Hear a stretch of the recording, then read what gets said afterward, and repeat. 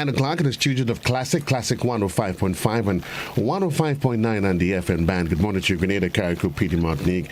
Not just 9 o'clock in the studios, but across the rest of the Eastern Caribbean as well. Welcome to another episode of To The Point. Today, though, being an abbreviated version, and reasons being, I want to set the tone for that conversation. As you can well appreciate, it is, well, today, the 24th, it is the day one. It's going to be day one of the third and final test in the Apex series. West Indies versus England. And that match is taking place at the Grenada National Stadium from today, the 24th, up until the 28th. And as you can well appreciate with any international fixtures, there are regulations, there are protocols that must be followed, and guidelines. And as such, joining me this morning is ASP Desmond Richards to bring us up to speed on those regulations. Again, for the purpose of the program, reminding you, the conversation will not entail the regular calling segment. This is just for the purpose of giving you the general public an appreciation as that which is going to exist, parking-wise, accommodations-wise, rerouting of traffic for the next for the 5 days as we accommodate the English team here. The live coverage on radio begins at 9:30, and as you can well appreciate, that's what's going to dictate the day's proceeding here on Classic. With that being said, I'm going to jump straight into the conversation. Good morning to you, ASP. Good morning to you, Cadore, and good morning to the listening public.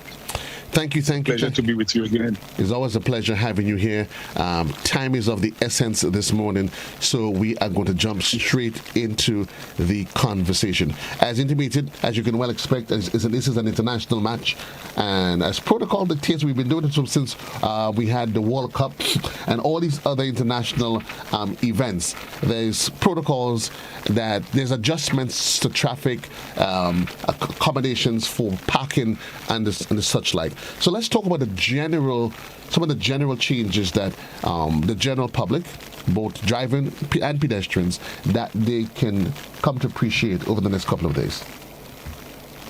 Thank you very much again. And as you already said, it's not the first time we have a match of that magnitude. And of course, the public would appreciate now that whenever we have matches like these, there will be some changes to the traffic and regulations and traffic flow. And so, just to bring us up to speed, as you said, all traffic entering the National Stadium will use the Queen's Park Ring Road from its intersection with Cherry Hill or Mount Rush.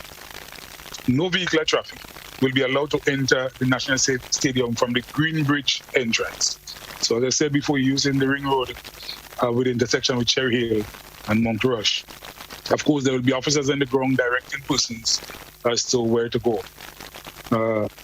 Vehicle traffic that is coming through the Humback Bridge will be restricted as well, only to VIP and dignitaries or persons with special permission from the organizing committee.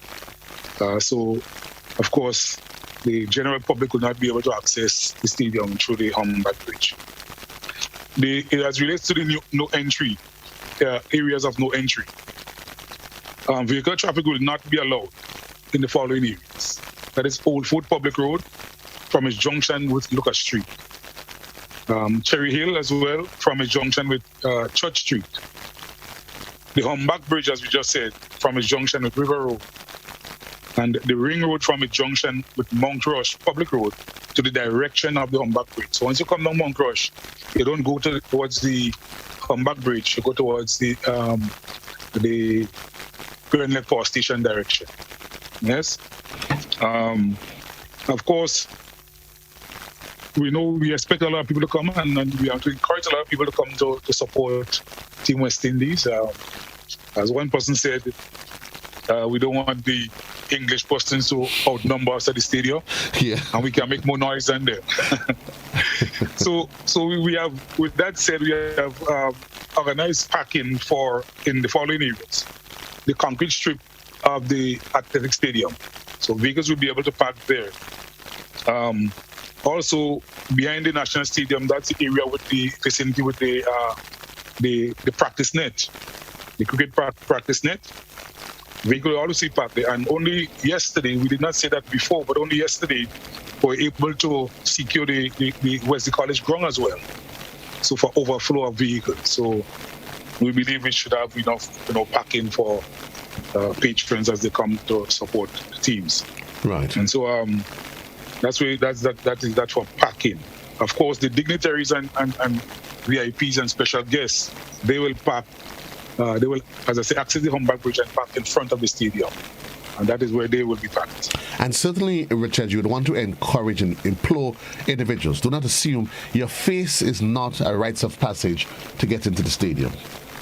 Well, and thank you for bringing that up, for tapping into my brain. Right? Of course, there will be the dignitaries and invited guests and all these special people will be issued passes. Right. So the police, of course, will be able to examine your pass. And one of the things I am happy to say that, because one of the things we have found in the past, Cadore, is that there are persons that carry certain offices, and they think because they carry office and because they they might be linked to somebody else. Mm-hmm. They might be, and sometimes somebody even want to show the pass. They just figure, give me a pass. But we want to cooperate with the police. It's long hours. The police have been on the ground since I think 5:30 or 6 this morning already. Right. And they have to work. That is the same officers are working throughout the entire day. And you could appreciate being on your legs for this period of time and everything. So let's work with them and make the thing as smooth as possible. Parking areas. Of course, Melville Street from the Fish Market to Cherry Hill would be no parking. And of course, if anybody would have passed through the town, they would have already seen cones and everything done already. The other area that will be no parking is Queen's Park Road from its junction with the Green Bridge to the National Stadium. Right. River Road from Purcell Lumber Yard to Lacqua roundabout we usually call Keep Left. Mm-hmm. That also will be a no parking zone for vehicular traffic. The Mount Roche Public Road from its junction with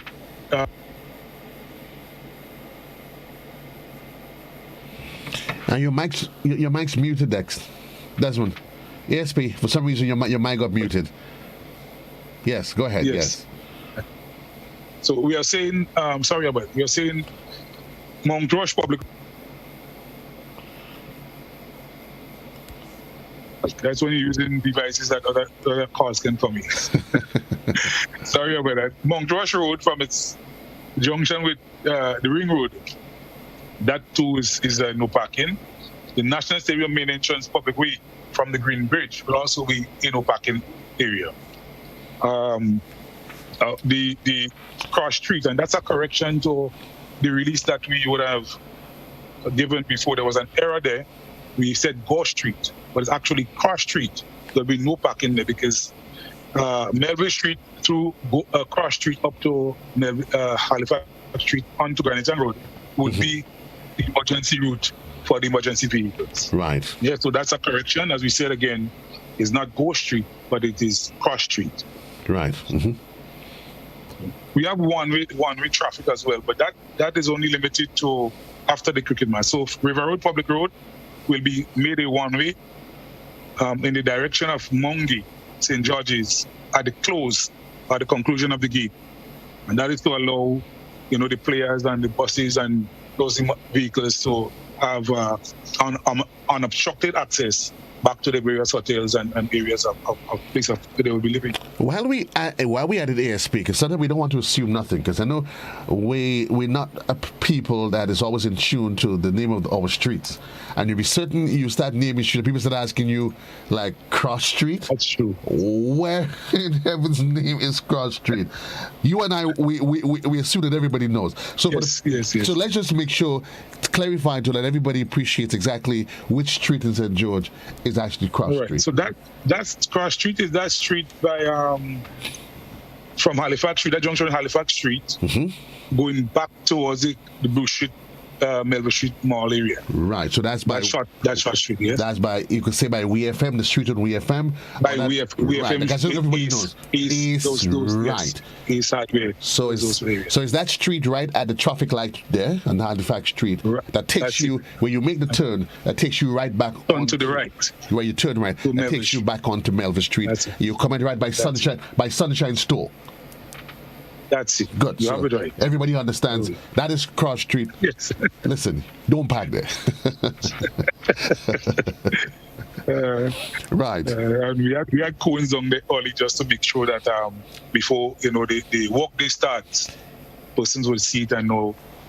We know it would be some inconvenience, but think about it as to the benefit that is coming to the foreigners and the visitors and the monies that would be spent, putting us in a better economic position. But let me ask you though, because I know we can't go into too much heavy discussions on things. But I beg to ask the question: why is it though? Sometimes when we ask, especially when it comes to provisions for emergency vehicles, I've always been of the opinion that street should be no parking.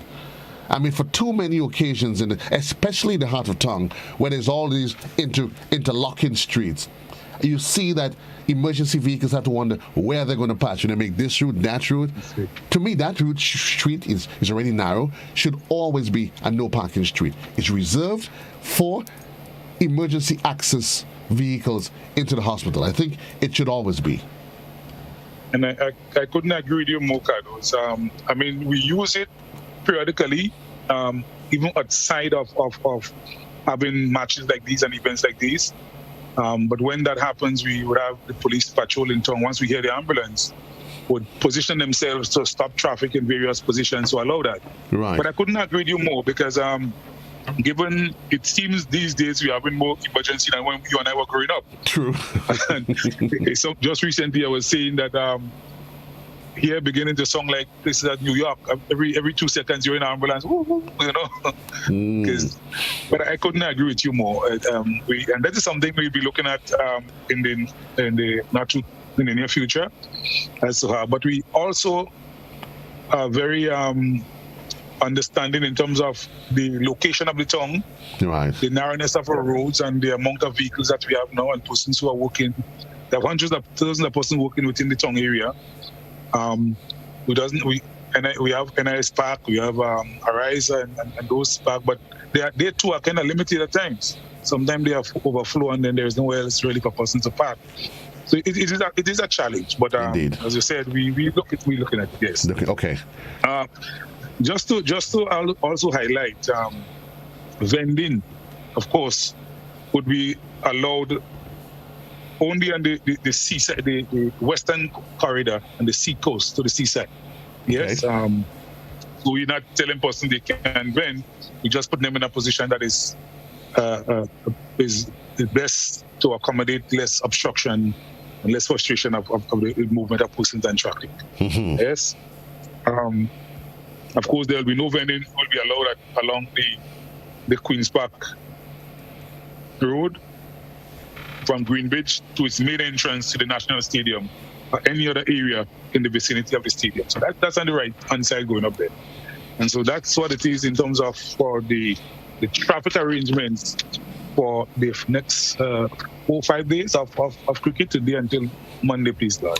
Until Monday. So that's what's happening in and around the town of St. George, around the stadium and everything. But it's also going to be the question of the security in the stadium itself.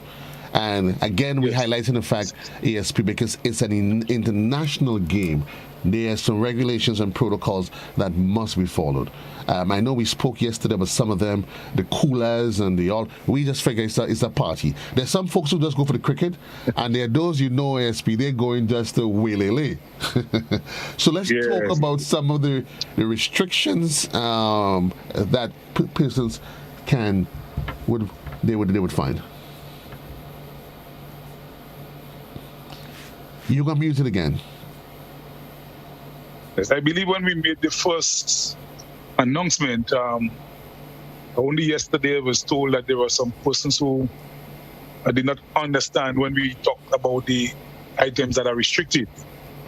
And I want to say this, restriction and prohibition is two different things. When we say you are prohibited, it means that you can't come with it at all. Right. Restriction means you can come with it, but there might be some. For example, if let's say Island Catering is sponsoring and they have their food, the brand, you don't want to come with some boxes of food that mark dinners and contrary to what is happening. And of course, it's Grenada. That's what makes our cricket nice. You come with your oil and you come with your pig and your saltfish and your nice it up. Drink and your nice up. That's what makes it nice. You like a drum and your beating. But of course, 3 people can't come with a 6 huge pot of oil long and say they're going up the stadium. So the items like the coolers, the cool drinks, in soft plastic containers, non-alcoholic beverages, the branded snacks and drinks. As I say, if a particular sponsor is one of the persons that facilitating the game, right? You don't want to come with snacks and drinks that have another brand other than the sponsor. Yes, right. So that's what about people's apparel? Because they may come with branded apparel as well that might be representing other brands. That is right. That is a no-no as well. That is a no-no as well. Right. Unless the brand what you're wearing, your apparel with your markings and what have you, it supports the sponsors. Right. Then that will be a no-no as well. Yes. Outside of that, buy yourself a Cricket West Indies T-shirt or just get plain clothes. Come in plain clothes. That's it. Okay. That's it. Come with the water, as you say, the flag, the flags that we limit. The flag size is limited to 1.5 meters, to a meter wide. High. But if you, as you say, with the T-shirts, the flags, whatever your banner you're carrying, they must not carry offensive language, vulgar language, any political or racial discriminatory language, or even sexual displays. Yes, and of course, we don't want to be infringing on the rights of somebody else. Let me ask you, look, I'm saying it and I'm smiling, and I suddenly wonder why is it you see a lot of spectators, not necessarily in Grenada, but I think it's a cultural thing. You've had a lot of the visitors and the tourists that come, and a lot of them, they actually bear back. Let's close. They ain't infringing on nobody's rights. They come in, they bear back. Listen, nobody can tell them, boy, your jersey back this or your jersey back that. But that's just a difference in culture, though. I just say just jokingly. But I think it requires a sense of consciousness in our minds as we expand as a society. That's it. And the thing about it is not to kill anybody's fun, right. But it's to make sure that it is done in a decent and a proper way, and at the same time, not being offensive to somebody else. If you and I would know, if you put out a few $100,000 to ensure something happen, you want to make sure that it is known and it is sold. Right. And so it's just not being selfish, so to speak. Yes. Of course, the prohibited items, and of course, we have not, whether it's cricket or outside of cricket, those offensive weapons and firearms is always a zero tolerance. No. Right. You can't come in the stadium with no dangerous weapon, no firearm, no imitation firearm. And this I want to assist the persons who have licensed firearms, that they will not be able to enter the stadium with licensed firearms. Right. So we encourage them to secure it as per the protocols and the license that you have and what that speaks to. And of course, they can come in the stadium, but they will not be entering the stadium with it. Yes. That being said, searches will be done as well. It has to be done to ensure that we cover all these bases and we ensure that those items do not escape us and enter, so that something happens, somebody masked somebody and they didn't like it and they realize they can pull a knife or pull something and do something. And then what happens is that we tarnish not just ourselves but the entire nation, because remember there's over 10-13%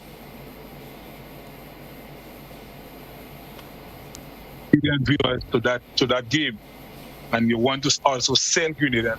If anybody was listening when tourism spoke, you'd realize, of course, it's also a good selling for Grenada. It's a marketing tool, yes.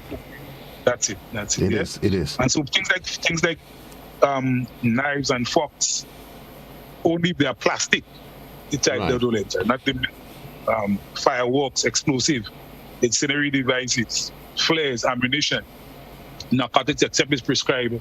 They are prescribed. Animals, glass bottles, no, frisbees and similar items. Any signs or items with corporate branding other than, as we said before, the official sponsors. Bicycles and skateboards, skates, scooters. I can't imagine why you even want Those things. why you even want to go into the stadium with a skateboard anywhere. You're going to watch stand up and watch cricket. You would. I know it. We might just be surprised. Non-accredited media equipment. That is also no mace, deck chairs, video cameras. But of course, unless you are accredited as that as well. The defibrillators and the air and blowhorns. Right. So those things are prohibited. Yes, for this game. For this game. Let me ask you though. Of course, ASP, because time we stretch on time. It is 22 minutes gone past right the there. other. You made mention about the use of digital devices and all of that. What is the rule of engagement? Am I allowed to come to the game to have, because we have a mobile phone, am I allowed to record and transmit any digital and anything digitally while at the games? The truth be told, Caro, you have your phone is your phone. You have to, you have to have your phone. Right. And it's impossible for us to monitor everybody because if I am there, I want to record a little 6 level 4 level 2. Right. In terms of you using your phone, we have very little control over that. Of course, it can also be used as a if I send it to somebody and cricket nights, it might come down into the stadium as well. Right, which is but true. we have not, but in terms of when we talk media equipment, talking about persons who are coming with loads of things and they want to, you have persons who are the sort of not accredited, they kind of freelance and they want to make a name but they're not accredited yet. Right, but what I wanted to just draw attention to put in immediate, because there's always a concern about betting on games. And you do not want to find yourself to be seen as being involved in suspicious activities. If for some reason you notice that you seem to be just taking videos and sending it off, I mean, those things, it may trigger some act of suspicion. Right. So one person's to be cognizant of that. Okay, that's the issue of these games. I mean, it's in a lot of other parts of the world. It is big business. It is big business. So you want to be conscious of that.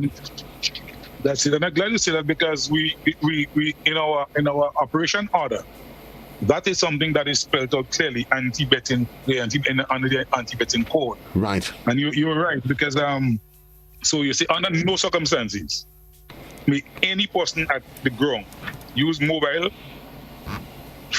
phones or other kinds of communication device to communicate or in any way use to transmit any form of commentary data, audio, video, photograph, text, static results or other material in relation to the games taking place for any unauthorized commercial purpose, right, or for any kind of improper betting or other corrupt or unlawful purpose. So that is spelled out in some of the rules that will be engaged today. Right. And so, if, as you rightly said, if it goes out at the time it's happening, we may not be able to know. But if that happens after, an investigation will be. And if it is found that it was for some betting or some other practices other than just to share it with a friend, right, then of course the law will take its course with you as well. And I'm just saying that is clearly we don't want to scare nobody, but it's always important that people understand and appreciate the context of what's happening. And you don't find sometimes you can find yourself on the other side of the law, not even realizing it is okay. You're in the stadium, boy. You send a little pics via WhatsApp.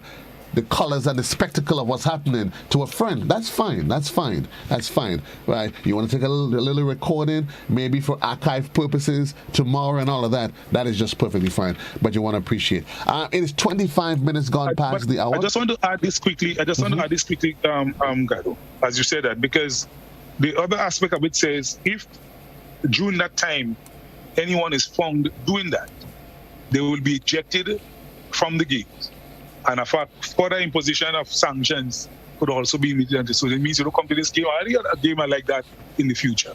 So that's how far we are taking this. Just so, as we just saying, just be careful. A word to the wise is sufficient. Just be careful. 25 minutes gone past the hour in the morning time, and we're speaking there with ASP Desmond Richards, just bringing you up to speed on the restrictions, prohibitions, those things that aid a lot. Folks, we know we Caribbean people. You want to go into the stadium with your cooler. Listen, get a manageable size cooler. Don't pick up a big one of those long, big igloos and tell yourself you want to drag it behind you, and when you get into your seat, Richard, you're trying to figure out where am I going to put it. Well, as a matter of fact, you would not get as far as your seat because it would not be permitted into the venue anyway. Get a nice portable size one. The cooler you're going with is supposed to be 12 inches by 12 inches by 12 inches. 1 foot, 1 to 1. Listen, that's the size is allowed. Your cooler should be able to sit at least just a little water and a couple of drinks to reboot you if the sun is hot and get your energy going again. If you want to have a lot of drinks, what you should do then is get a crew of 20 and each of you go with a small cooler. So at least you stock up for the day. And that's a good way to put it. Each of you get your crew, say, guys, we all go to the stadium, each of us have a cooler, so at least we solid for the day. Folks, it is cricket. Lovely cricket is the third and final test in the Apex series, England versus West Indies. The first two tests, they ended in a draw. And while we had it then, I just wanted to make briefly, last evening there was a meet and greet session for the English press. And it's interesting, we were chit-chatting with one of the guys, and he was saying, you know what? We love the Caribbean. That's just what he said. We love the Caribbean. He said we love Jamaica. We love Barbados. We love Antigua. There are things that it offers. He said, but when you come, he literally said, when we come to Grenada, though, he said there's an air of easiness that exists on the island.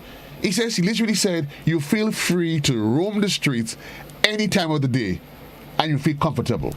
And that by itself, listening to him saying this, an English journalist, he says, that's the comfort and the ease of which that's why they prefer Grenada.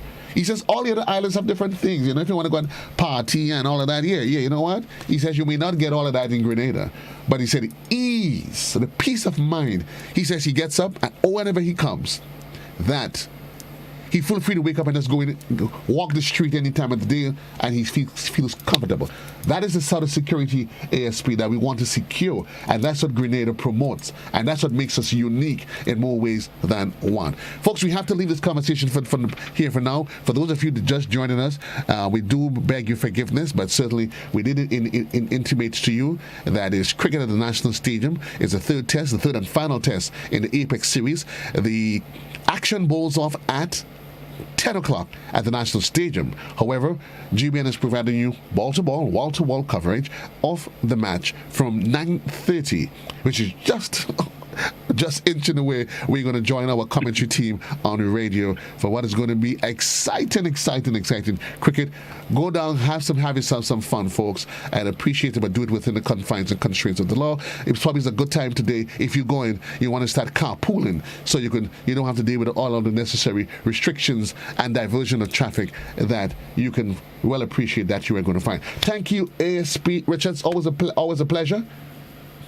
Thank you, Carol. Thank you, listening public. And let's go out and have some fun. Let's go out and have some fun. Clean fun with the cricket. Until then, this is where we leave the conversation for now. Remember, all roads leads to the National Stadium. Is a third and final test in the Apex series, England versus West Indies.